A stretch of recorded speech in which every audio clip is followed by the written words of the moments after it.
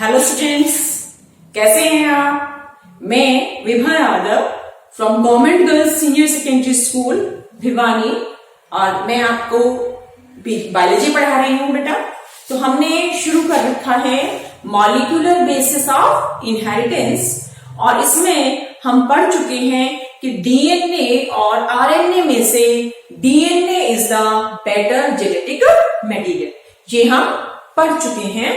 अब हम ये पढ़ेंगे कि डीएनए कैसे रेप्लिकेट करता है, कैसे अपनी दूसरी कॉपी बनाता है।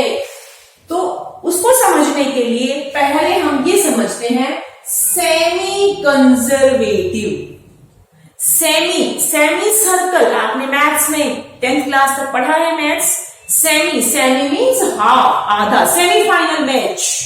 सेमीफाइनल मैच का मीनिंग सभी को पता होगा। सेमीफाइनल का मतलब हो गया फाइनल से पहले वाला।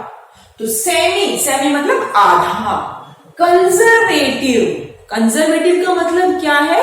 किसी चीज को बचाना। Conservative, semi conservative replication. Semi conservative replication का मतलब ये है कि suppose this is the DNA, ये एक डीएनए है और इससे 2 कॉपीज बनी डीएनए की। उसमें एक डीएनए तो यही है, एक स्ट्रैंड तो डीएनए का यही है और जो दूसरा स्ट्रैंड है वो डिफरेंट है। अब इसमें क्या हुआ? ये स्ट्रैंड वही रह गया और ये strand new. This strand is new, this one is old. आधा इसमें पुराना रह गया, आधा इसमें नया आ गया। यहां भी यही हुआ। This one is old and this one is new. Because of that it is called as semi conservative mode of replication. बिल्कुल इजी है। अब ये तो बहुत इजी लग रहा है, लेकिन जब बिगनिंग में इस चीज को प्रूव किया गया कि DNA replication is semi conservative, it was proved by Meselson and Stahl. They are the 2 scientist who proved that DNA replication is semi conservative. DNA replication क्या है? सेमी कंजर्वेटिव है। मींस आधा जो रेप्लिकेशन है उसमें जो नया स्ट्रैंड बना उसमें आधा स्ट्रैंड जो है वो नया है और आधा स्ट्रैंड पुराना है। It is called as the semi conservative replication. अब हम ये पढ़ेंगे कैसे इस चीज को प्रूव किया गया। प्रूव करने के लिए जो मीजल्सन और स्टाल थे, इन्होंने एक बैक्टीरिया को चूज किया and this bacteria is E coli. E coli bacteria को चूज किया इस सेमी कंजर्वेटिव रेप्लिकेशन को प्रूव करने के लिए। अब क्वेश्चन है कि क्यों किया इसको चूज? इसका जो लाइफ स्पैन है वो बहुत कम है। कितना? लगभग 20 minutes. Approximately 20 minutes are there. 20 minutes है ई कोलाई का रेप्लिकेशन टाइम। अब ई कोलाई का रेप्लिकेशन टाइम 20 मिनट्स है तो रिजल्ट्स जो है वो हमें इजीली जल्दी मिल जाएंगे जो इस चीज को प्रूव कर पाए। So because of that E coli bacteria is taken. अब कैसे प्रूव किया गया इसको, थोड़ा सा इसको समझने के लिए हम देखते हैं स्ट्रक्चर ऑफ डीएनए जो हम पढ़ चुके हैं। We have discussed it. Nitrogen bases are there, pentose sugar is there, phosphoric acid is there. और जो नाइट्रोजन बेसेस हैं उनमें नाम से पता चल रहा है नाइट्रोजन बेसेस, मतलब उनमें nitrogen is a component. Nitrogen एक कंपोनेंट है। तो हम अगर डीएनए का सिंथेसिस को देखें तो डीएनए के सिंथेसिस में nitrogen is required for the synthesis of DNA. Nitrogen is required for nitrogen bases. Bacteria को हम इजीली लैब कंडीशंस में ग्रो कर सकते हैं। ग्रो करने का मतलब ये हुआ कि वो मल्टीप्लाई भी करे, सर्वाइव भी करे, मल्टीप्लाई भी करे। तो जो कल्चर मीडिया है, कल्चर मीडिया मतलब जिसमें हम ई कोलाई को रखेंगे कि वो डिवाइड करे, सर्वाइव करे, डिवाइड करे, सर्वाइव करे, उसको हम क्या कहेंगे? Culture media.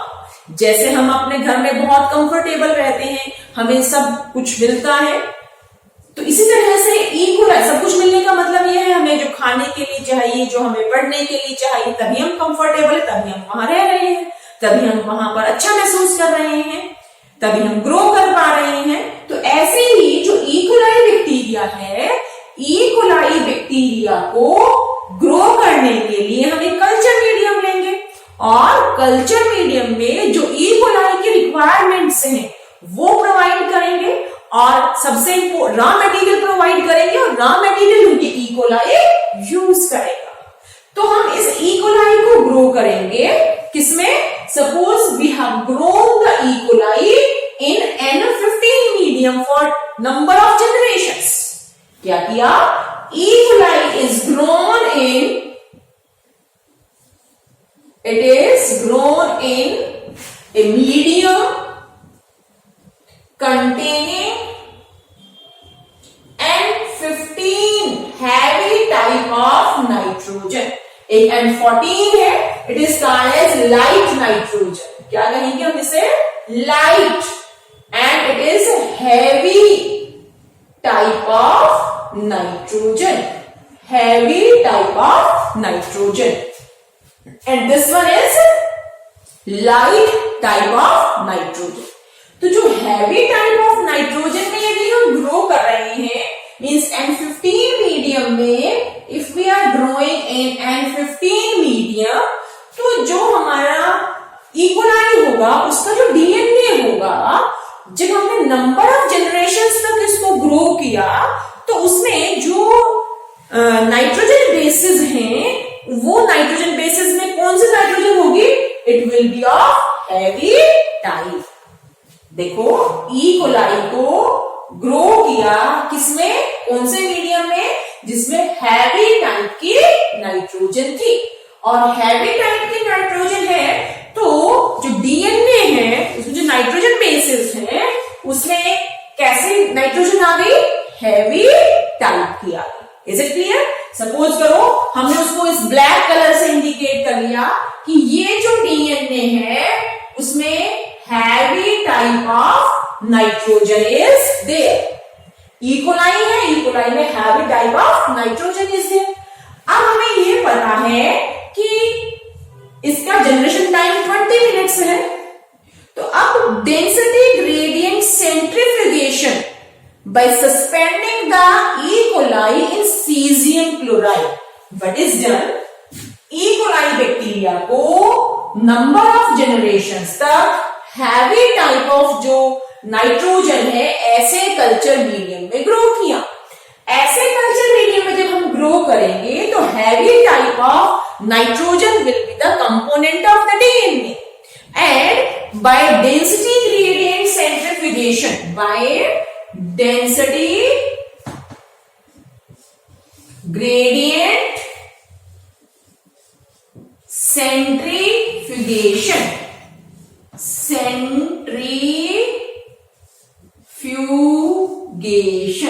by density gradient centrifugation carried out by suspending in cesium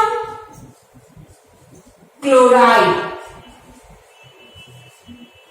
CaCl, cesium chloride।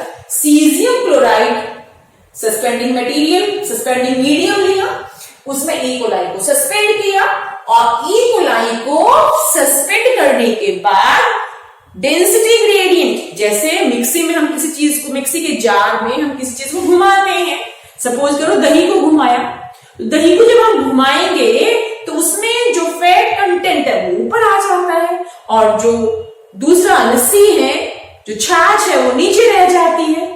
जो फैट कंटेंट ऊपर क्यों आ गया? वो हल्का है। तो ऐसे ही जब हमने ई कोलाई को ग्रो किया किसमें, बैक्टीरिया इकोलाई ग्रो किया किसमें, जिसमें heavy type of nitrogen is there. तो हैवी टाइप ऑफ नाइट्रोजन उसका एक पार्ट बन गई और फिर क्या किया, डेंसिटी ग्रेडियंट सेंट्रीफ्यूगेशन किया। और डेंसिटी ग्रेडियंट सेंट्रीफ्यूगेशन जब किया तो अगर हम माने कि ये टेस्ट ट्यूब थी, ये टेस्ट ट्यूब है जिसमें सीजियम क्लोराइड है, क्या है जिसमें सीजियम क्लोराइड है, और इस सीजियम क्लोराइड में जो है वो इकोलाई को सस्पेंड किया, सस्पेंशन से डीएनए को अलग किया, और जो डीएनए था वो हैवी टाइप का, वो इसके बेस की ओर, जो टेस्ट ट्यूब है इसमें नीचे की ओर ऑब्जर्व हुआ। इतनी बात समझ में आई। अब यही इकोलाई कुछ को हमने यहां ले लिया, कुछ इकोलाई को दूसरे कल्चर मीडियम में हम ट्रांसफर करेंगे, जिसमें तो ये पहला तो ये हो गया, ये पहली चीज हो गई कि इकोलाई को ग्रो किया in a medium containing heavy type of nitrogen. कैसे ग्रो किया, जिसमें हैवी टाइप ऑफ नाइट्रोजन है। फिर हम क्या करेंगे, इसके बाद हम सेकेंड जो हमारा पार्ट होगा उसमें हम कुछ इकोलाई को ग्रो करेंगे light type of nitrogen. Second क्या हुआ, इकोलाई हैविंग heavy type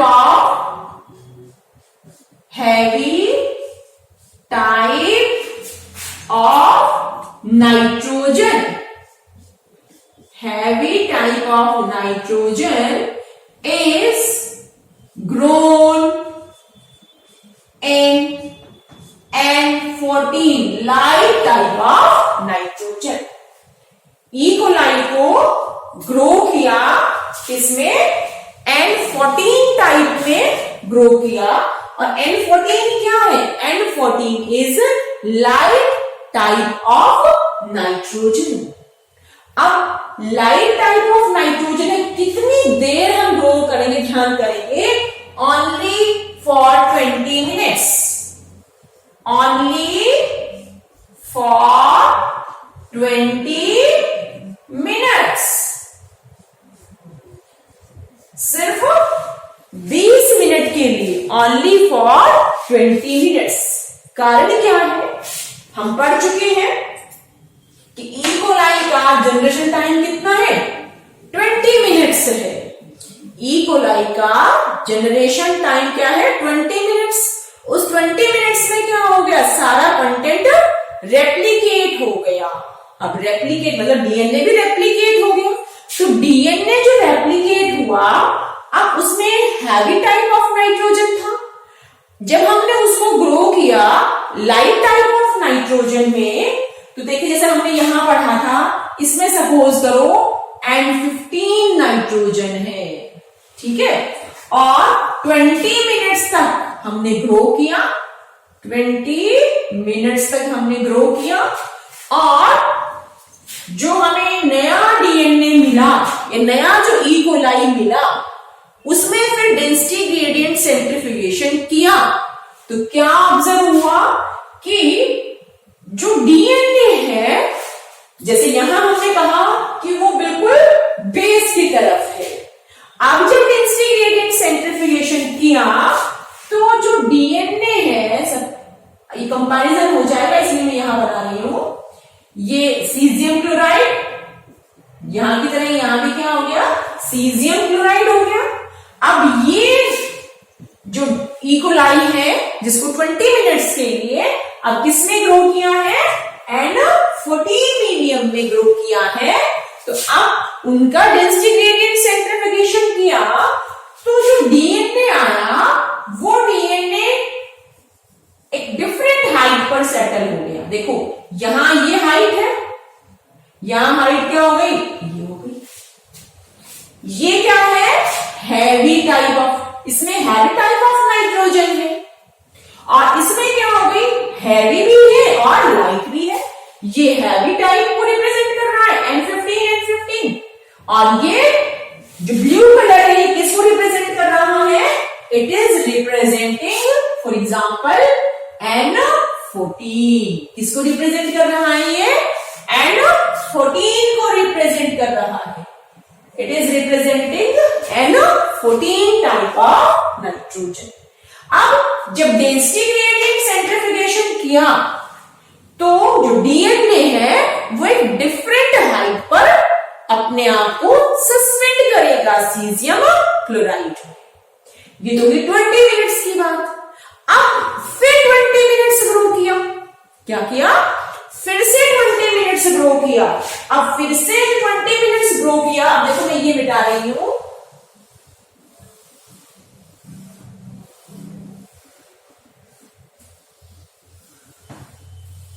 अब फिर से भी 20 मिनट्स ग्रो किया तो अब हमारे पास कैसा डीएनए है? हमारे पास डीएनए है जिसमें एक स्ट्रैंड लाइट टाइप का है और दूसरा हैवी टाइप का है। दूसरा क्या है? हैवी टाइप का है। अब ये दोनों स्ट्रैंड्स फिर अलग अलग होंगे और हम इसको अब फिर किसमें ग्रो कर रहे हैं? We are growing in N14 medium में ग्रो कर रहे हैं। इसमें ग्रो कर रहे हैं N14 में। अब N14 में जब हम ग्रो कर रहे हैं तो एक डीएनए ये बना, ये दोनों अलग अलग हो गए। ऐसे ही ये भी दोनों अलग अलग हो गए और अभी ग्रो किसमें कर रहे हैं? They are growing in N14 medium. तो N14 मीडियम में ये बन गया, ये बन गया, ये बन गया, ये बन गया। मतलब नेक्स्ट 20 मिनट्स में क्या हो गया?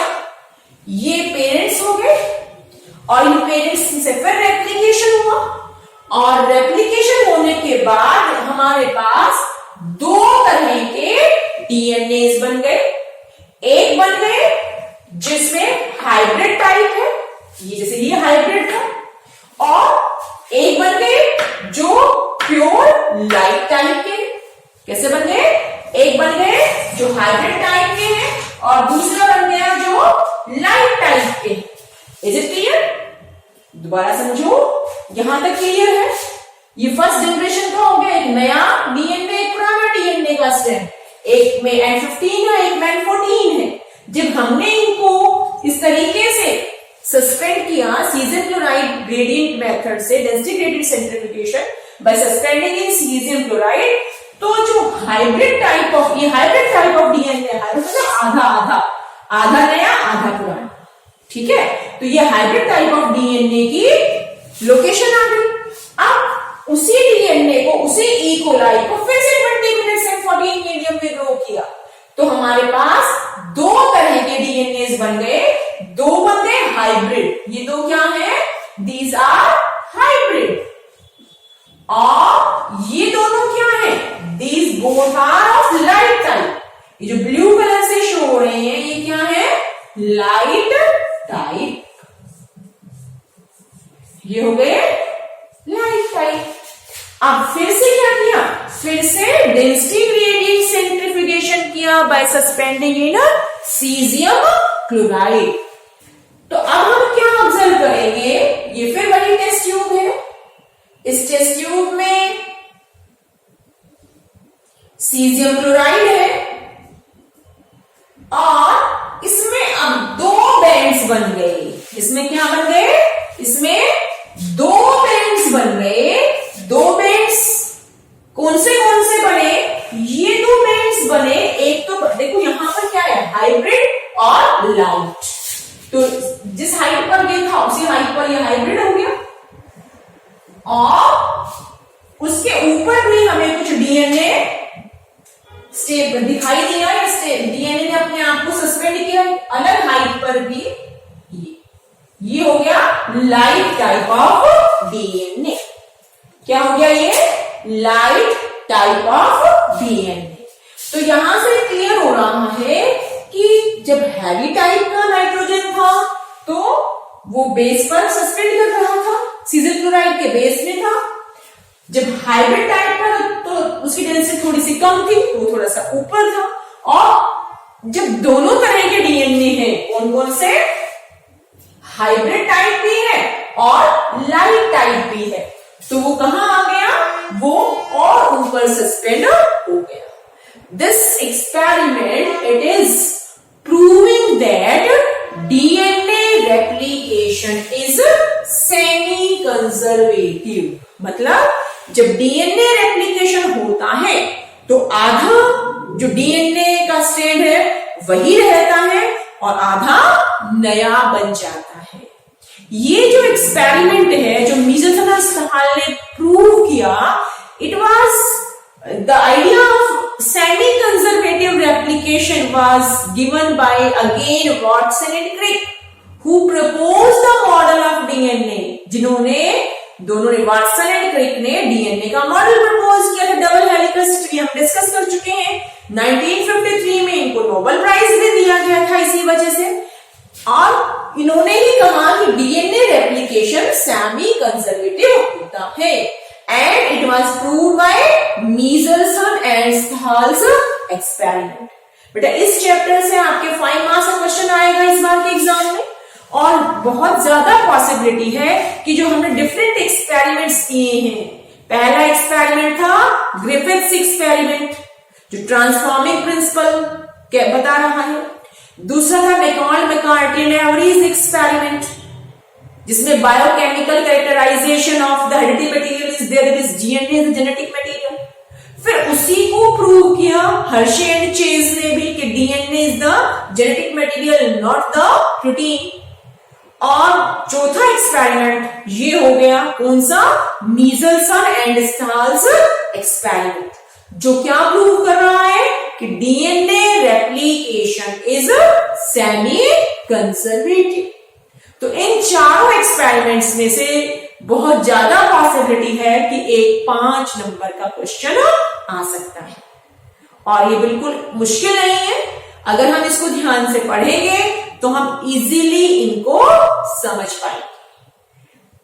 Hope you have understood what we have discussed in this video, और ध्यान से इसको दोबारा पढ़ें, बुक में से पढ़ें और आप इसको आराम से समझ पाएंगे। तो ठीक है बेटा, thanks a lot for hearing me and hope you will have enjoyed this. Okay, thanks a lot.